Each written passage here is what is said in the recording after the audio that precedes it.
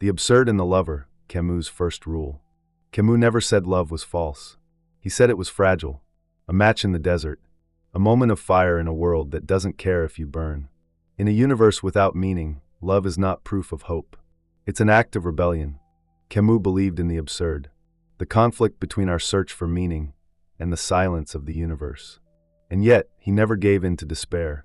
He loved life. He loved presence. He loved people, but only when they were real. Love, to Camus, was not salvation. It was a confrontation, a moment where two people stand in the absurd together and say, even if nothing lasts, I will still feel this fully.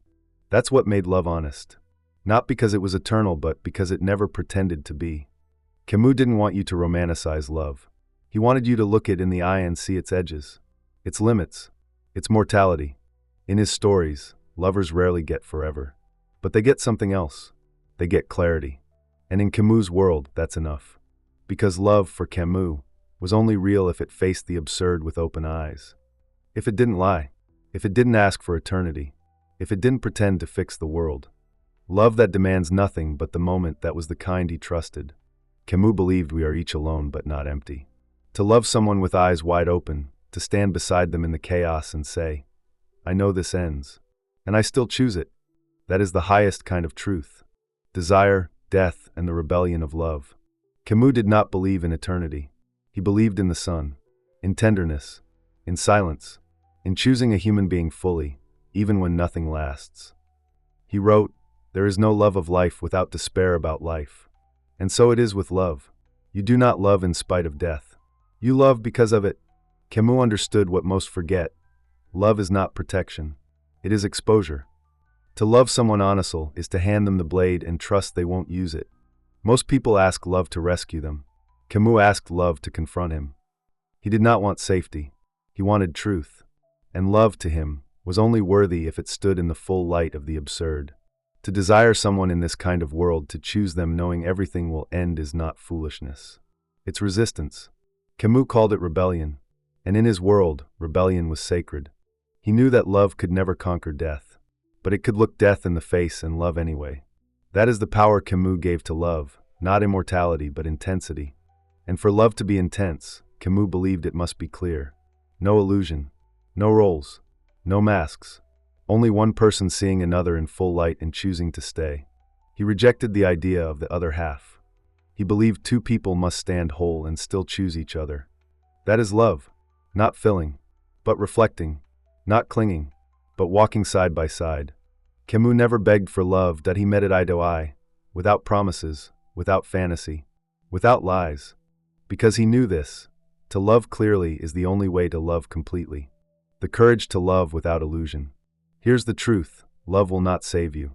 And it was never supposed to. Camus never promised happy endings. He promised honest beginnings.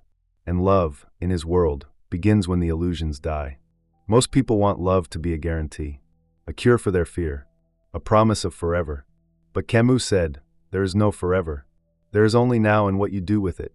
To love someone clearly is not to promise them eternity. It's to give them the truth. And to accept theirs in return. No edits, no filters, no script. Camus understood the absurd. He understood that we live, love, and lose all while the universe says nothing back.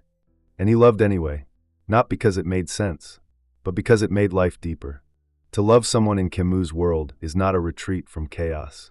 It is a decision made within it, a fire lit not to survive, but to feel. He believed that when love stops asking for permanence, it becomes something purer, something freer. Not an escape but an expression.